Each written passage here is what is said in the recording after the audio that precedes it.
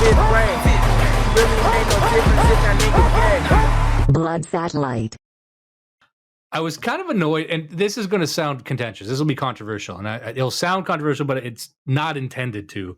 But I'm finding myself increasingly annoyed by debating with Christians. And I say this as I'm a Catholic guy. I'm a nice Catholic boy, all in, but I keep coming across different types of people, different debates where we will be discussing something like maybe the Great Replacement, a political issue, perhaps a geopolitical issue. And then people will come in, and then all of a sudden it's about Satan. All of a sudden it's about talking about vaccines, and it's the mark of the beast. All of a sudden we're talking about, the philosophy of truth, and it's like, is this transcendental truth? Is this the truth of God? And it's like, I don't know what to do with this. So we'll be talking about like a real world thing. Again, like the Great Replacement. And then, I got in this debate with a couple known people recently. I'm not going to say their names because I already do too much of that. I'm really trying to adhere to not relying on drama and starting beefs because I do like these people and I respect them. But it was, I keep hearing about, okay, the frame of what I was saying was, and I'll try and keep this short because this isn't really the intent behind it, but it was about how in our broadly the right, the scene, and again with the right, I include a lot of different little denominations. I include fascists, I include alt-right, just conservatives, ANCAPs, fucking monarchists, theocrats, whatever. But I said, we don't do a very good job of making content that appeals to mainstream people, and by mainstream people, I just mean the general population. And these are just people, and the argument was that, the content we make tends to be kind of alienating, tends to be dystopian, tends to be aggressive. And the larger argument was saying, like, they're like, why are these things so popular? Why are these cartoons? I'm like, honestly, people just like to dance. A lot of people just like sensationalist, dancey, happy, positive stuff. When you drop in degeneracy in there, it gets carried on that wave. But you could easily drop in whatever trad values, spiritual values, whatever in there, as long as it is in a media format that people like, that they think is fun and interesting, they'll kind of go with it. And I know this because this is what we used to do. This is what we used to do with, children's cartoons and music and movies. We used to have more values that we might agree with. Then we stopped giving a shit. We thought that was all a waste of time. I blame the conservatives largely for this. And then, our opponents swept in, took media seriously, dropped in all their, subversive content, and here we are. And our problem is we're going harder, saying don't even bother with it. And I was just saying, like, you know what? Not to say that anyone should change, not to say that anyone should stop doing what they're doing, but I said it might be beneficial if we also had some content that is a bit catchier, a bit more positive. Most of the content we make is it's doomsaying. It's saying, and at the very best, the best job we do at making persuasive, perhaps mainstream friendly content is saying that we're inevitable. And I don't think that works. It doesn't have any emotional triggers with people. Just saying, like, we're traditional, we're whatever we believe. It's like, we're actually the truth, but we don't say it in a way that is persuasive to them, to your average person, to your average, I'm not saying like you're leftist, but just your drone, your regular dumb NPC person who is only in it. They don't really pay attention to much. They don't really do the research, read the theory. They just listen to the radio. And we complain about that all the time. We complain about boomers and Gen X people, even millennials who just believe what they see, but that's most people. And if we are trying to be on the side of people, we need to care about this, because we talk all day about the reason we do this stuff is because we actually care about society. We actually care about people, and we want to help people. And yet we're constantly saying, fuck the people. There's no limit to the groups of people we put on the fuck you pile. And, all I'm trying to remind people is, like, if we're out there saying we're actually trying to help people and help society, we should stop saying fuck you to so many people. And I'm as bad as this as anyone. I'm not, and what I'm trying to say is I'm not trying to cast dispersions on anyone else and say they're doing a bad job. I'm just saying, like, hey, wouldn't it be great if we also had, some stuff that isn't so abrasive? And certain people took took offense at this. Like I got into like a day-long fight with someone who was like acted like I was attacking them personally. It was kind of like a schizo moment. But this other guy, this pretty well-known guy, he had made a point because he's like, oh, so what would you like to do?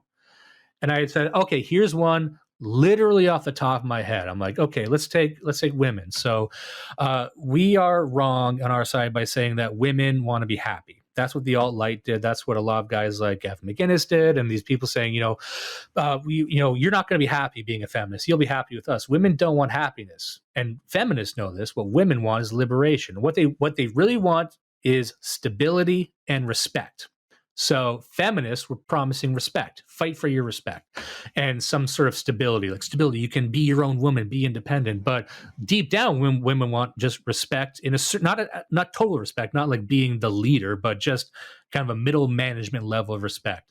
So I'm like, we could appeal to that. So right now, we appeal to women in a very bad way. We appeal to women by saying, your biological clock is ticking. You're going to be on our side eventually. That doesn't appeal to them. They will probably end up on our side, but it'll be too late. What we want to do is appeal to younger women. And then also, we also tell them to shut up all the time. Shut up and have 9 kids. That's not appealing. Our messages aren't appealing. I'm like, what we could do is propose the traditional lifestyle irrespective of children. Don't include that seems kind of vulgar to a lot of women by saying you're going to have 5 kids and stay at home. Remove kids entirely. You can make a case for trad living with women, staying at home, and make it seem more empowering than an office. Make it something that they desire. We're good at installing fear. We're fantastic at making people afraid of stuff. You or somebody else has said this recently, the canard of your boss will never love you, right? Comparing their boss to your husband. And just trying to get women out of the workplace and getting them back into the home, but just using that as a canard that if you are in the workplace, it's because you don't have a good relationship with your husband, and actually you could have a much more fulfilling life at home. It's not about children. It's just about, damn, you probably have a toxic relationship with your boss. So I don't know. Yeah, that's one. And they were saying like, oh, what would you do? And I said, we could do that on TikTok. And then their argument was, oh, TikTok's full of thoughts. Like it's a thought platform. Like, no. It started off as just a platform. It got taken over by thoughts because we were over here just saying what we need is another YouTube clone. We largely on the right don't give a shit about new platforms. We think they're stupid. And a lot of us are kind of Gen Xers or old millennial people, so we're not good at them anyway. But, guys like Nick Fuentes or Wurzelrooter, like they get it. They go on these streaming platforms. Well, we're over here like, I want another Twitter I'm not banned from. So, but it's like, no, but I'm like, we need to go where the people are. Where the people aren't is Odyssey. And I like Odyssey and I love Odyssey. I think Odyssey is important. But I'm like, if you want to get a message out, you need to, and we talked about this in Propaganda, the book by Jacques Ellul, that you need to speak in your target's frame of reference. We actually don't do a good job of speaking within their frame of reference. In fact, we are exclusively hostile to their frame of reference, so we're never going to be able to talk to them. So we just talk about these big ideas and hope they'll get them to us eventually. Anyway, the point was that we're talking about this, and then they're like, the guy, I'm not going to say it because it's a guy I like, but he was like, you're not going to be able to out Satan TikTok. And my response was, you're not going to fight Satan with your Odyssey content. You're not going to defeat Satan by us making video essays. We're not. And just the larger point is like, I find I cross this, and I'm not trying to be mean to Christians. I am one. Like I am baptized and all that. But it's like, you have to notice that when a lot of Christians enter into these conversations where we're talking about what's practical, they immediately spin it out into something satanic. And before long, you're just trading scripture.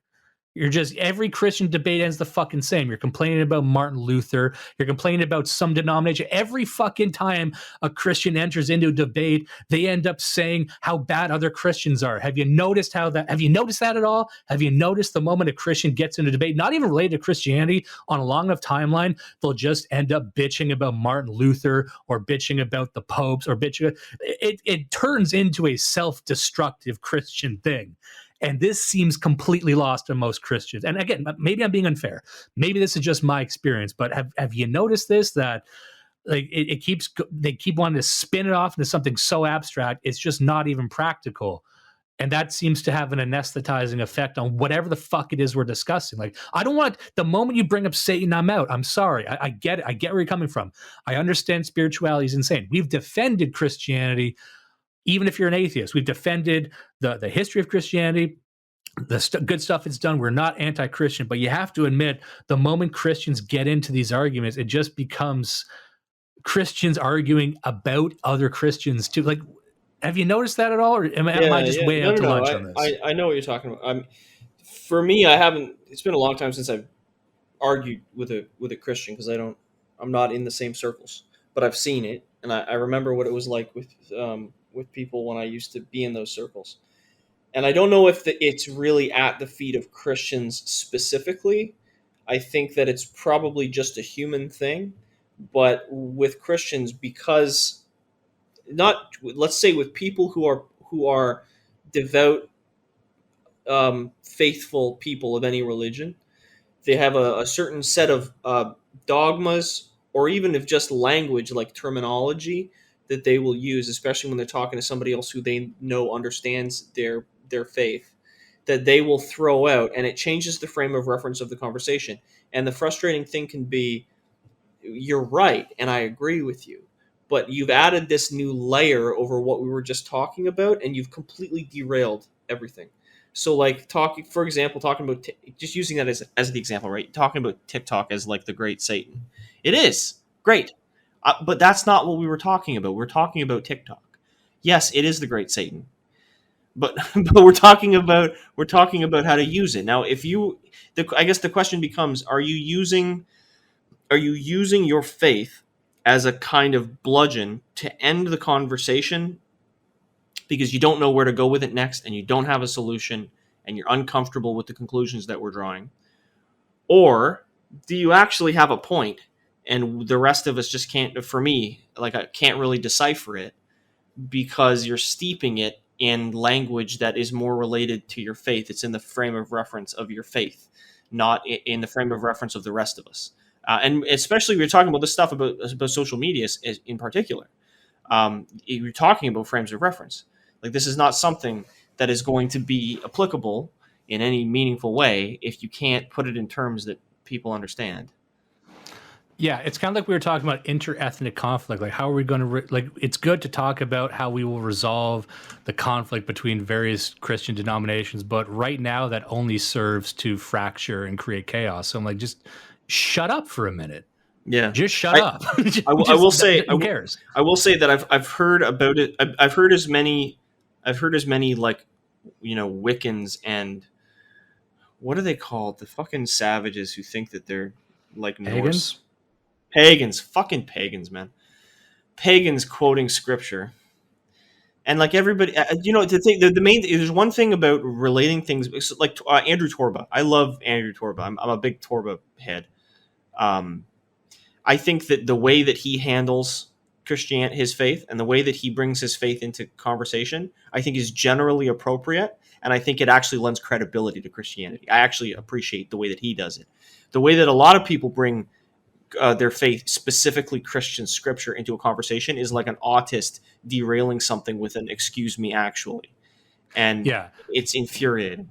Well, and also, like, I use the kind of satanic thing because I hear that word brought around a lot, and I guess what I'm more focused on is people saying something is satanic as an excuse to not engage with it. Yes, or utilize it. And I guess that's kind of my point. Like, there are a lot of, I am on the side of these people. I'm also like, when you say something satanic, that almost seems like a way to say, we need to destroy anything associated with it is also bad. So TikTok is full of, sorry. This is what I didn't expand on that, but that's what I was saying. This is not a Christian issue or even a faith issue. This is a human thing, because the left does this with racism, right? If you enter, and it's about, if you're dealing with a weak-minded person and they have a gripe with something, but they don't even understand the depth of their own gripe, they'll just call you a racist. Or if you have a dumb right-winger, and then the right-winger, instead of explaining the depth of their position, because they don't even understand their own position, they'll just say, "Oh, what do you mean that?" Like Tom Sowell, okay?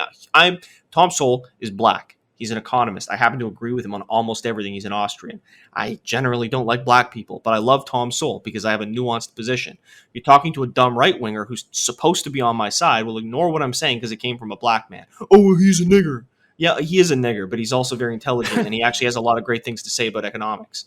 So shut the fuck up. And that's why I think I've seen the extreme of that where when it comes to Jewish stuff, like they'll be listening to someone, there's someone in the scene they agree with, then they break up the 23andMe or the family tree, and the person's not Jewish, but their great grandfather might have been Jewish or something, and they're like, aha, disregard everything he ever said. And even so the one drop rule to like believe someone can make a point is really sabotaging. Are we really so autistic to believe that there's no such thing as a good Jew? There's never in history existed a Jew that was on our side and benefited the white people?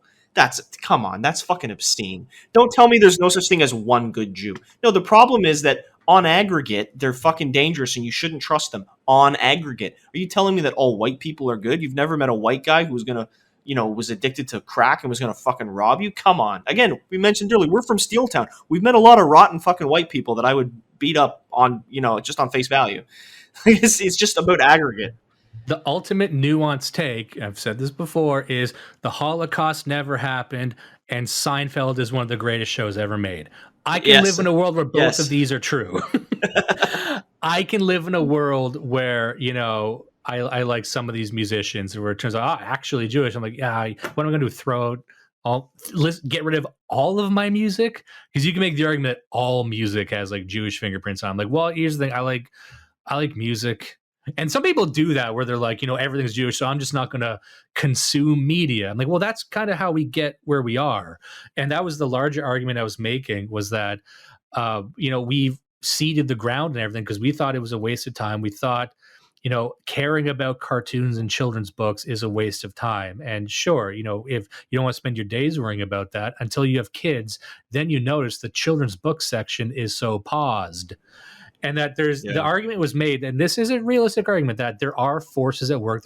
There's money in institutions where if our thing was getting more popular, they would crush us. I get it. Like there's money, there are forces at work, there are nefarious people who are ideologically against us. But I also said that, there with these platforms and with these scenes, there is like a period at the beginning where it is really organic. Like I'm not like this free market absolutist, because I was being accused of that, of being a free market absolutist. Like, oh, you think it's just the marketplace of ideas? I'm like, no, like I know there's hands on the scales here, but there are instances where we have no presence at all. You have to agree with that. You have to agree that and I included myself, and he acted like I was attacking them. I'm like, no, I say we, I say us, I say this scene. I'm like, I do a bad job. I'm as bad as anyone, but I can realize that perhaps a way to improve what we're doing is to make ourselves a bit more positive, a bit more likable, and deal less in doomsday rhetoric and in shame-based advertising. Like we have really bad ideological advertisements, and pretty much everything we do that succeeds, which is good, is also based on you're dying, you're going to die, be scared, be ashamed, fuck you. Like that works for a certain amount of people. That works for people like us, and we might be cut from a different cloth. So we're good at getting 100% of guys like us. We are a target demographic. That works on us. That doesn't work on women. Mm-hmm. I'm sorry. And just for better, however you feel about women, that doesn't work on women. And there's lots of people our current outreach doesn't work on. And what people will do is say, fuck them, they're a lost cause. Then I would say, then why are you here? Why are you here unless you're trying to get people on our side? Because guess what? It could be very easy for us to be a bunch of loudmouth liberals and make $1 million. We could be making money right now from George Soros. The reason we're here is because we believe what we do is correct. Irrespective of your identity, there's a lot of people listen to us who aren't white and they actually believe what we say. And that's fine, because what we're saying, is we believe it to be true. We might not be the perfect vanguards of whatever this thing is based on decisions we might have made in the past. I don't care. I believe it to be true. That's why I'm here. I think it works. I think it makes sense. So by me doing this, I have to believe that what I want to do eventually at some point is have all these liberals on my side. if they're not a lost cause, that means then we just have to kill them, which I don't believe, because then I don't think we'll have any society or any civilization or any city on a hill or whatever you want to call it. And I just have to, I try and keep that in mind. Like every time we keep writing things off as a lost cause. Yeah. Is it because of we're removing ourselves from the practical part of this? Like we're not even thinking like, how would we get this? We're dealing on really weird first principles and abstract shit. If you take the broadest possible brush to paint the line, the circle around our group, around our movement, we're still a tiny minority. You can't run a society just by numbers with the small number of people that are here. There's one thing I wanted to get to. I'm not going to be able to get to it this episode, so there's going to be a clip coming in the future that's going to have this, and we'll talk about this on the next episode. But I'll end with this by saying there's a lot of people, and it sounds like I'm bullying Christians, and I'm not. But there's a lot of people on the Christian side of this thing who kind of talk like they're priests, right? And they talk about they're not actually priests, but they act fucking like Senji. Yeah, but here's the thing, though, and not Senji is a kooky example of that, extreme. But there are people who are like the authority on theological stuff, and they seem to see themselves as sort of a faith-based leader. But you know what? I actually talk to priests. I've done projects with priests, local priests, and you know what? All they're talking about is how can I get anyone into this church? Yeah. So you can spend all day pretending you're a priest, but you should go talk to a priest. Go talk to a religious leader, and they're going to have the same thing. They're not going to want to debate about Martin Luther, you faggots. What they're going to say is, how can I make my parish survive? How can I get asses in seats? What can I do to make this more appealing? On the front lines of this thing, this spiritual movement, and you can disagree with the way they do it. You can disagree with, they're using the wrong tactics. They're destroying their own principles to make it vaguer and make it appeal. Like, I get that. There's criticisms to be made. And I think that, and you can go back to Vatican II with that, about the compromises, the Catholic Church. There's all kinds of things you could say about that. But really, what they're talking about, the actual religious leaders who actually devoted their lives into this, they're really wondering how to get regular people involved. And that seems to be a thing we're not even interested in. And I have a hard time believing that's a better strategy.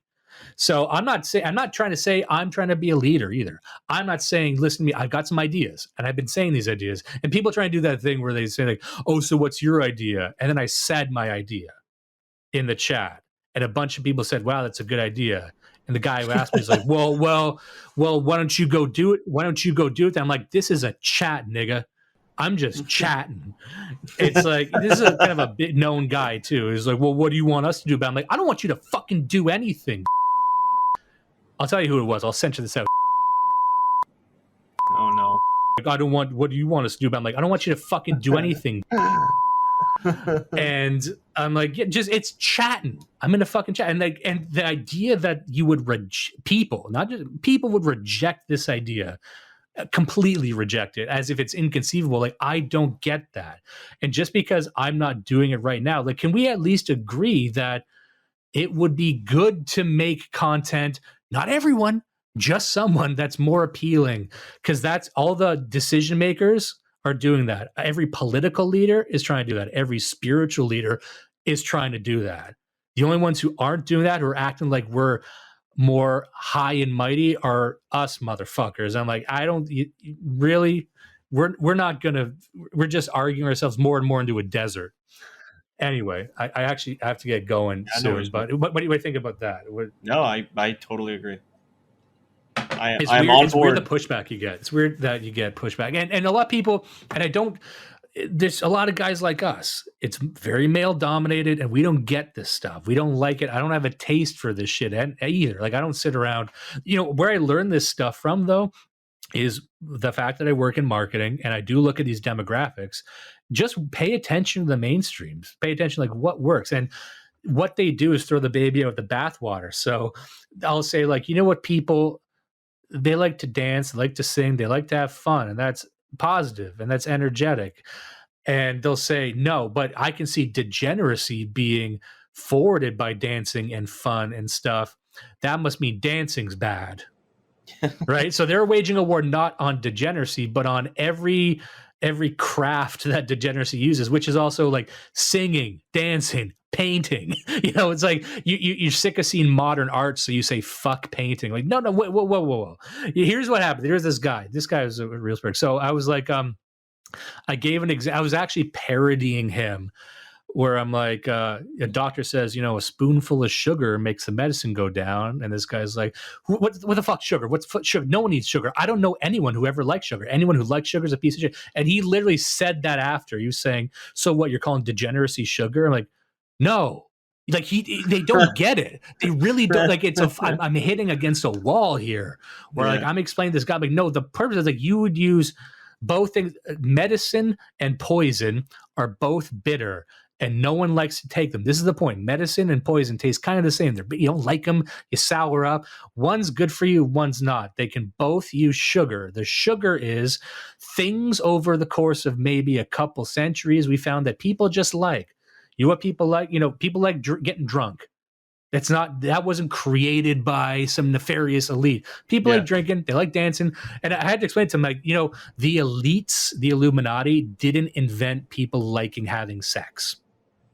Yeah. Let's remember that. Now, it's degenerate to be a slut. It's degenerate to go off on all these crazy things. But like the desire to have sex is like, that's not implanted in us. You can use sexuality to forward other ideological things. But if your take on this is we should be anti getting laid, I don't know what to do with you. And if your takeaway from all this is like, this is just Satan in its many forms, and you are just like the old shitty guy who's saying we need to smash all the guitars, because you refuse to say like, maybe this is a conduit with which we can connect to people. All you're doing is saying we need to destroy all connections to people. How do you think that shakes out? That doesn't shake out very well, especially in a world that we are in right now with the momentum we have, which is what we were talking about earlier. Anyway, there's one thing I want to get to before I go, and I might have to zip through it because it's built into what we were talking about last time, where we're kind of getting some feedback and criticisms on Christians, especially in the political scene, which I didn't want to come off maybe as harsh as it was, but I also wanted to address the fact that this is where we, I think, unfairly get pinned as being libertarians, where I don't think we're libertarians. You might say you are, but I disagree with you. I think you don't know what you are. I know what you are. I'm don't not. Say what you are. I'm not a libertarian. I think that I think that the word libertarian, we talked about this recently, but like the word capitalism doesn't really mean anything anymore. There's no point in even using that phrase to describe yourself, because for every little niche group thinks it means something else. So no, we're not fucking libertarians. And that is a nasty rumor that has been circulating, where it's like I got called a lawbert. And I'm like, I've gone on the record only half, jokingly saying I'm a fascist monarchist. And the way I say it, and I had to explain this to a few people, because they're like, oh, you got like a racist libertarian podcast. So like, no, we are nuanced. And I will defend the nuance. We're nuanced.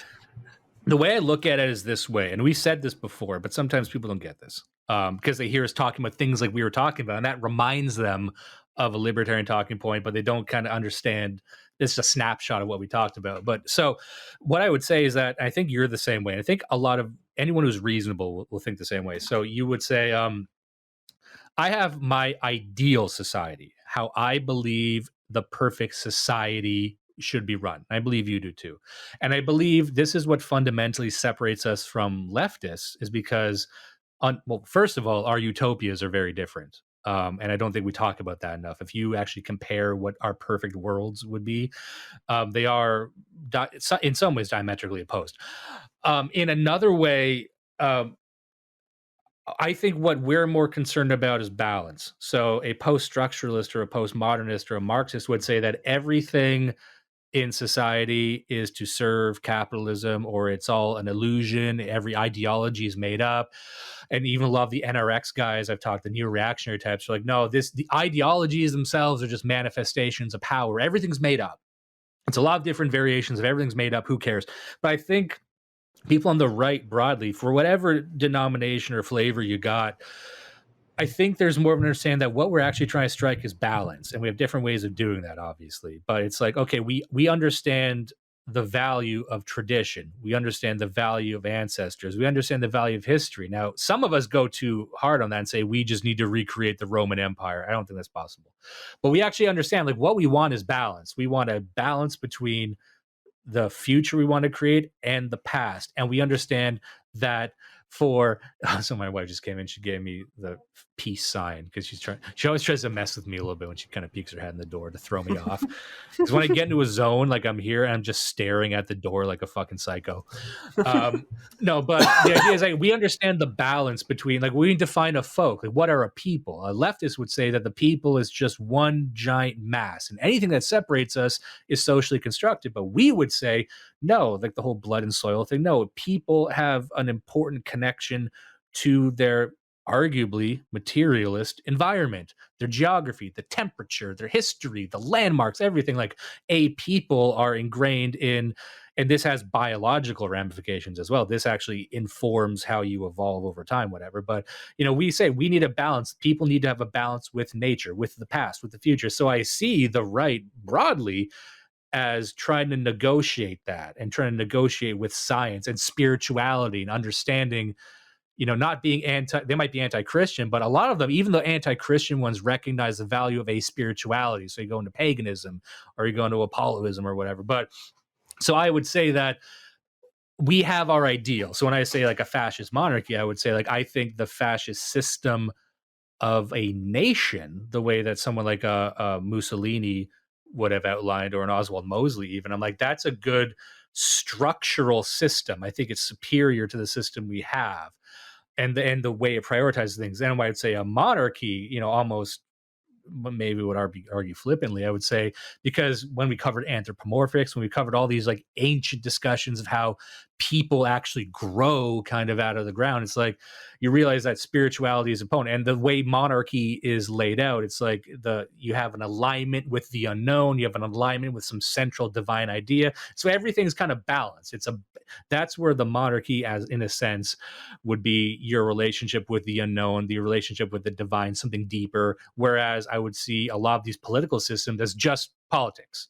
It's just how you organize society to get the money flow in to have your constitutions and your laws, but you also need something deeper. But I would say that, and people might scoff at that and say it's kind of silly. It is. I get it is, because the immediate question after that would be, okay, what are you going to do about it?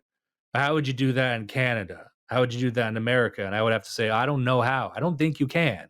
In Canada, I don't think nationalism is even possible. We covered that when we talked about, I forget what it was by the guy, George Scott, I believe.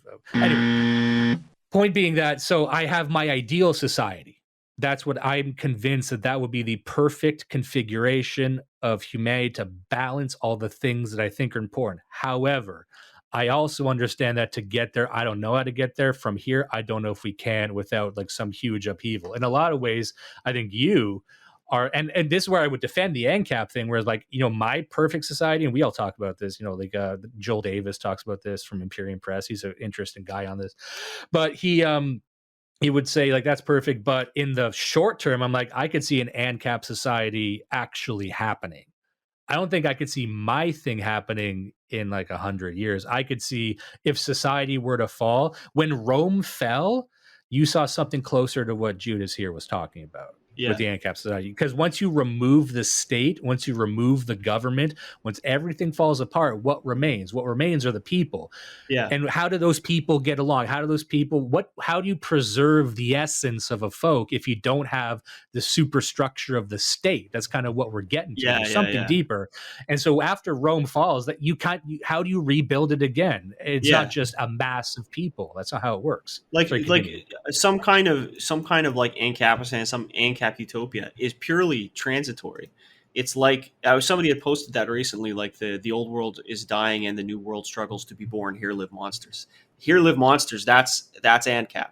So that's where everybody's fending for themselves and the weak die. And then out of that is born a new society, which is stronger. I don't want to live in permanent anarchy.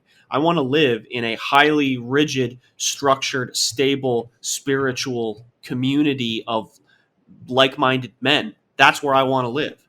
But you can't, like you're saying, you can't get there from here. what exists currently needs to be torn down from top to bottom, and you need to have a vehicle to transit from one to the next, because there's a lot of open water across that. And I do actually think that some variation on an ANCAP societal structure is a way of surviving that. Just pure proprietarianism with a loaded gun on your hip and sleeping with one eye open for 30 years. And then on the other side of it, you can have a society again. So, anyway. And this is why we're called the Nuance Kings. Yeah. It's been everyone saying it. People are talking. People are talking. People are calling us the Nudes Kings. Yeah. the Nuance Kings. Now it just sounds like the Nude Kings. Either. Go ahead. It's a podcast. I never wear pants when I'm recording. And I'll kind of go through this because this is very... I'll keep this brief because I don't want to go into too much into history, because I want to... When we discuss history, we can go on forever about this stuff, but it is the story of Ukraine, the formation of Ukraine. The Ukraine we all know and love. And part of me wants to say this because I the other day I had made a joke on Telegram that got a lot of heat on it. And the joke was, how about Holodomor? And it's just a bunch of dumb Ukrainians who can't open a pickle jar. And, I just like, yeah. And then that caught on with a lot of the like Strasserist, right, or a lot of the Marxists, because there's a lot of people who think the Holodomor is hilarious, and the Holodomor is millions of Ukrainians starved to death because of the Soviet Union, and so that got taken because they're like, ha ha, dead Ukrainians. And I'm like, no, that just because I'm half Ukrainian. My family is Ukrainian, but I saw that this is taken as like, let's celebrate Ukrainians starving to death. Like, no, that's, I gotta walk that back. So one of just a joke, bro. It's just a joke. That is our N-word, but our N-word is also the N-word that we use frequently. Yes. Against Black people. We have a lot of N-words. That is our N-word, while we also have N-word in ready to go, cocked and loading on the hip at all times. But the story of Ukraine, the reason I want to bring this up, and I'll just kind of zip through this because I gotta get going soon, but the reason I think it's interesting because the story of Ukraine is a story of a people trying to define themselves up into the 20th century, up until present day. They are a people, and they started off, you saw the growth from a disjointed folk and they coalesced into this thing called the Ukrainian people. All the while they were trying to define their state and are still trying to define their state. And I don't care if you're someone who hates Ukraine. I don't know why you would, but there might be some political reason. If you're so pro-Russian, you're like, fuck Ukraine. Whatever. But that's kind of the thing I'm trying to take out. Like, people are so anti-Western, they become very, very pro-Russian. And then everyone on the right loves Russia, and they don't really know anything about Russia. I would challenge most people on the right to Russia trivia to figure out why you're sucking Russian cock so much. It can't just be because it's not America, or from the outside it looks like it's kind of cool. Like, what do you really know about Russia? Geopolitics in that sense is us believing the first thing we hear because we don't really care, but it involves names we're familiar with. Yeah. See what I'm saying? Like, we don't know anything about Russia, but Russia fucking owned Biden or owned Trump. So like, yes, Russia, that's what I would do. I'm like, no, this is a very complicated nation, both politically and historically. The story of Russia is fascinating, which we'll get to at a later date, I'm sure, because to unpack that, Christ, can't even start. But and Russia also has a lot of parallels, I think, for peoples now, maybe even Canada, of people's trying to define themselves, because I think that it all happens the same way. So in a sense, Ukrainians were defined through war. So as a brief overview, like after the fall of the Roman Empire, you had the barbarian areas, and this is where the Ukrainians began to define themselves in the sort of the steppe mountains, Steppe. I know I'm pronouncing it wrong. I pronounce everything wrong on these podcasts, and everyone corrects me. I get it. I'm going to call it the steppes, and I don't give a shit. All right. And I'm owning it. And that means you're not allowed legally to make fun of me. So the steppe mountains, these are a people that kind of converged on there. And they're like all people, they started off as disparate tribes and they kind of came together because these mountains and this area, this geographic area we know as Ukraine, was always politically important. So these people occupied those mountains. And so Ukrainians as a people, as they began to join and become the Slavs that we know and love today, they were caught, back in the day between Christian Europe and the Mongol hordes. So we can start like that. And, the book I'm referencing to, one of them is The Gates of Europe. The Gates of Europe by, hold on. The Gates of Europe by, oh Christ, Serhii Plokny. Why do you have to go and be named that? Anyway, it's a very good book about it might be what you might argue a liberal perspective, but I'm trying to take an apolitical stance on this. And there's areas where it's, there is one. I'll just get this out of the way right now. There is a point in Ukrainian history where they did start attacking Jews, but the story was that at this time, because later on in Polish history, Ukraine was always caught between Poland and someone else, like Poland and Russia, or Poland. So they had like Polish overlords for a long time. And the Polish overlords, the people that technically owned the Ukrainian region, employed Jews to be the landlords. And so when the revolution happened, it was all these Ukrainians rising up against not only the Poles, but also the Jewish people. And then that's like this anti-Semitic riot. I'm like, oh, no, let's just not talk about the wild coincidence it was that the Jews, in almost every single instance where there was a revolution against them, they occupied that middle area of landlords and usurers. Yeah, that's where that came from. So like if you're trying, the idea is if you rise up against your oppressors, you're going to be slitting a few Jewish necks. That seems to be what happens. Yeah. Along with the Poles, along with the fucking everyone else. But anyway, so this is kind of how they started coalescing over this region, and it was caught between the Mongols and Christian Europe. And that's kind of the story of Ukraine, that even in modern day, the new divide between Ukraine is what are flippantly, I believe, called Ukrainophiles and the pro-Russian side. So the problem with the whole Russia problem with Ukraine in those regards is that a lot of Ukrainians do see themselves as Russia. And arguably, at many times in the history of Europe, Ukraine was just an extension of Russia. Russia, owning Ukraine during the USSR is not the first time that happened. Russia and these other countries had stakes in Ukraine the entire time prior to the idea of a Ukrainian identity even existing.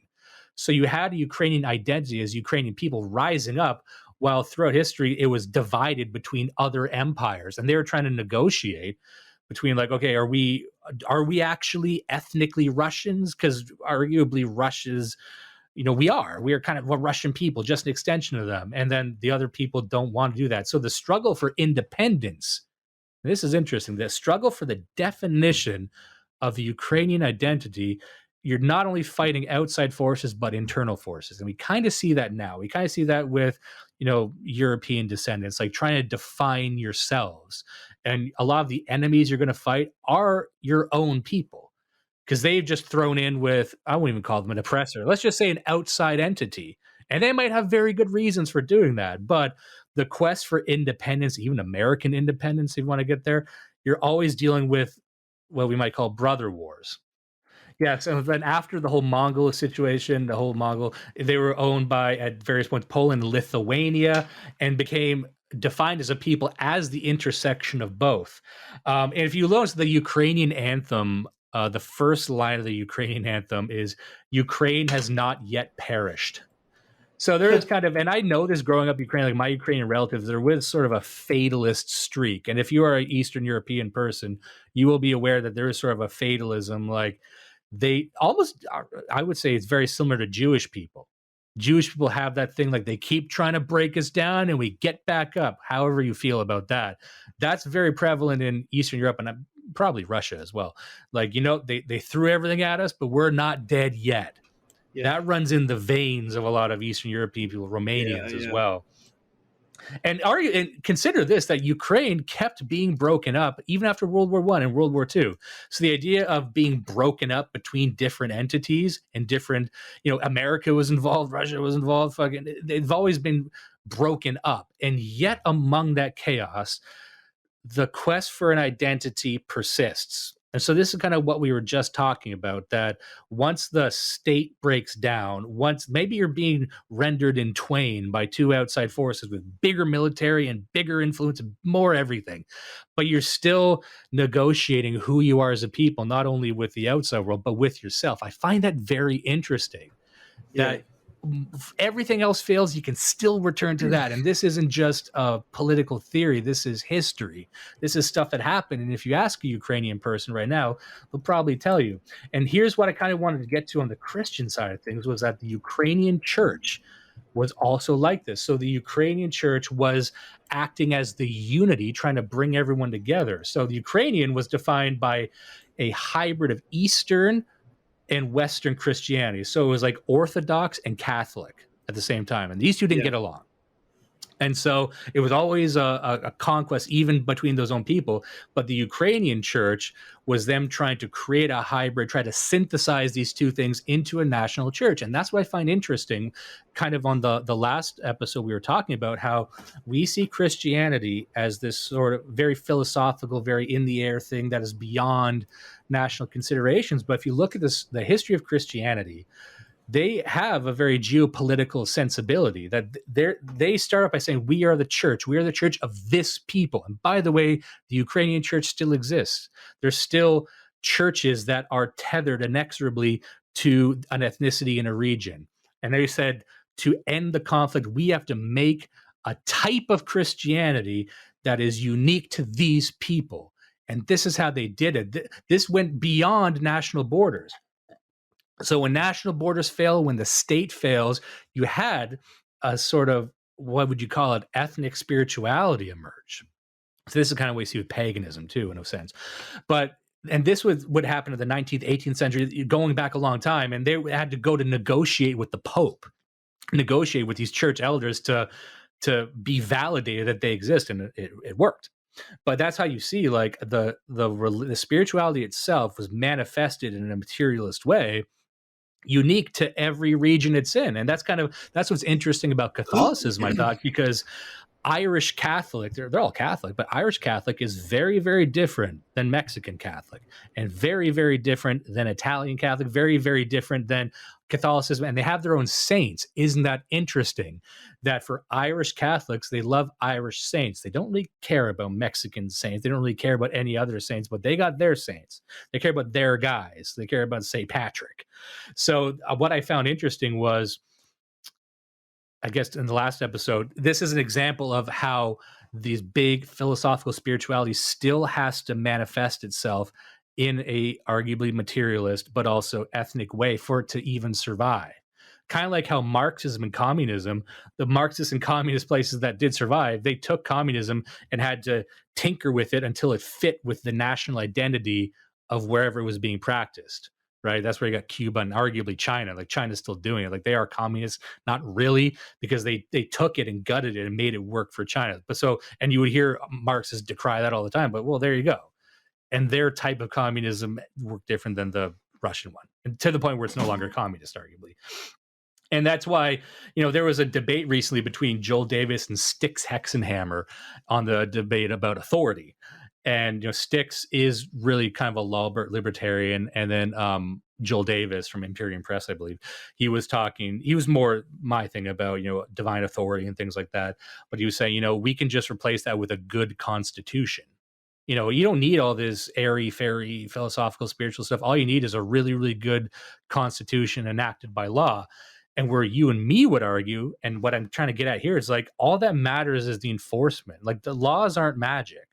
You put a law down, maybe you have a judge that wields the violence of the state to enforce it. But at the end of the day, laws don't matter. What matters is the people enforcing them. What matters is you or me or someone else, the people themselves who can arrange themselves in such a way to enforce the laws. Because if the laws aren't manifested by human hands, they don't exist. And this is getting to like a Schopenhauer almost thing about will to power. I'm not going to get into that. But really, with the story of Ukraine, that's like, no state, but we're kind of coalescing over these central spiritual philosophical things irrespective of that. And that's why I cite them as an interesting example. And then there was an identity movement in Ukraine that came after this.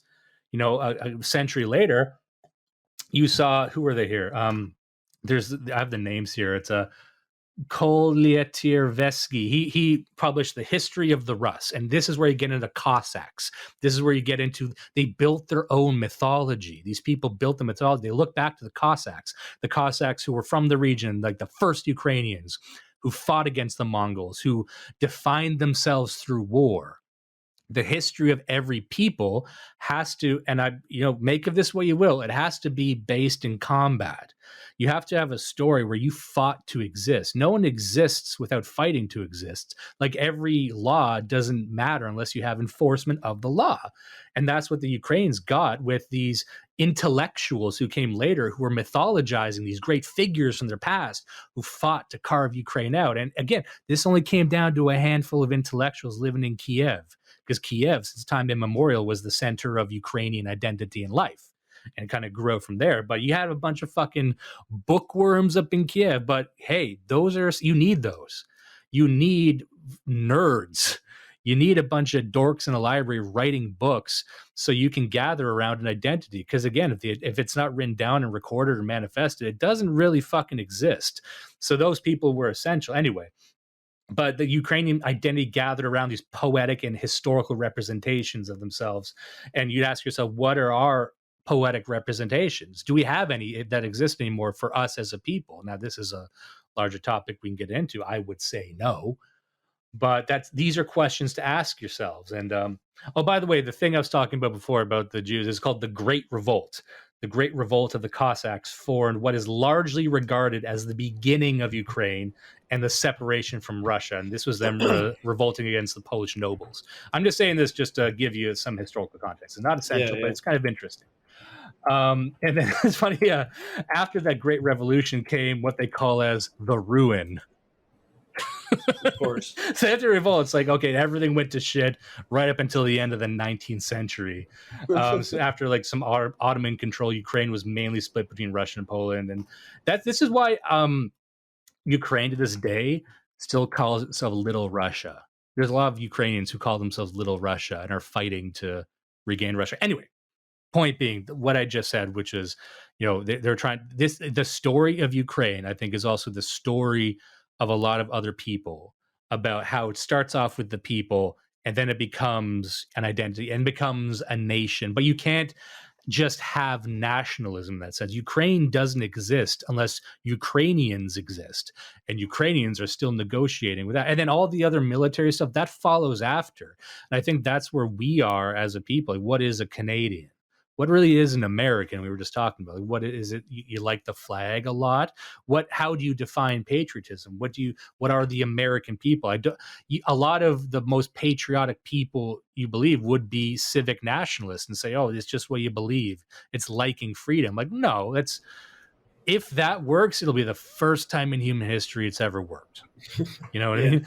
I'm not very positive about that actually working out. We'll see, because we're in uncharted territory now globally. But so that's kind of what I wanted to talk about Ukraine, just to wrap up the role a church could have. And even if it's not Christianity, even if it's something spiritual, even if it's something, and showing that the church's role in these regions and with these people oftentimes was political. It was, we have a goal, we're trying to unite these people. You might have to make a new version of it, and you have to, but it's involved with the people. It is not this lofty, abstract idea, because really this idea must be manifested in a church, and what can make that church survive. And it will probably have to be tailored to the identity of the people, as the Ukrainian Orthodox Church was. And like why is everyone so interested in Russian Orthodox Church? Is it because you like Christianity that much, or you like the Russian version of Christianity? That's interesting. Now, do you like, and here's what no one really likes to talk about now, the huge influx of people into Roman Catholicism. Do you like it because you like their read on Christianity, or do you like Roman stuff? Do you like it because it looks old? It looks like old, ornate European things. A lot of them do. A lot of them join the Roman Catholic Church because they believe it is a stronger connection to a deeper European identity. A lot of them would deny this, but a lot of people who don't like the Catholic Church would also agree with that. That's why they're there. That's why it's so attractive to dissidents. because they're like, oh, here's a connection to something reminds me of a broad European identity. But that is necessary, and that is something that I think the Catholic Church figured out that I think is kind of interesting, is mapping that on to the region and the peoples, and make, it's hard to have a Catholic Church in China if you don't have a Chinese Jesus. Let's put it that way. Some people are like, oh, they're making Jesus look like they're getting their own saints. They're getting a bunch of Chinese guys to look at. I'm like, yeah, that's how it works. I don't know what to tell you. That's and then anyway, that's kind of what I was going for with that. I don't know what you think about that, but that's all I gotta say. No, man, that's great. That's fuck. We should have spent more time on that. I wish maybe we can talk about it next time too. But I'm interested to hear more about the book. I've always had kind of a passing interest in that region, and I think that like the Caucasus and like the steppes and Central Asia are. I mean, aside from them being geopolitically important, I just find them culturally really interesting. Like, and it seems like people treat them like they don't have a spot on the world stage. It's all about Europe, Asia, and North America. But I mean, to me, that's like some of humanity's heartland is all in there. And I wish I had a connection. Obviously, I'm fucking Anglo, so I don't. But I mean, it's cool to me. Well, and the story here is that the only spot anyone has on the world stage is the spot you will into existence, and so that's really it. And we might criticize the Aboriginals in Canada for various reasons, but look, at least they have a will to existence. Otherwise, they wouldn't fucking be here. So credit where credit's due. And so, if you want more to read, so when I talked about the sort of Ukrainian identity movement, what they were talking about is the story they would tell to kind of give a vigor to the Ukrainian spirit would be, the rebellion that the various rebellions they took, like the Americans have stories of rebellions where they have a war to define themselves. But there was this thing called the Brotherhood of Saints Cyril and Methodius, the Brotherhood of Saints Cyril and Methodius. And this was sort of the club of thinkers who are like, we're going to sit down and define this. It's something humans can do. And they've done it in recent memory. A bunch of smart, passionate people sit at a fucking table and say, let's figure out who we are as a people. It's not, ideally, it should be passed down from generation to generation, but lacking that, it's something people can do. Black people are doing it. Black people in America sat down and said, okay, what do we believe in? Kwanzaa, sure. Let's try that. It's silly. And it's obtuse and it's laughable and no one really takes it seriously, but they're doing it. It can be done.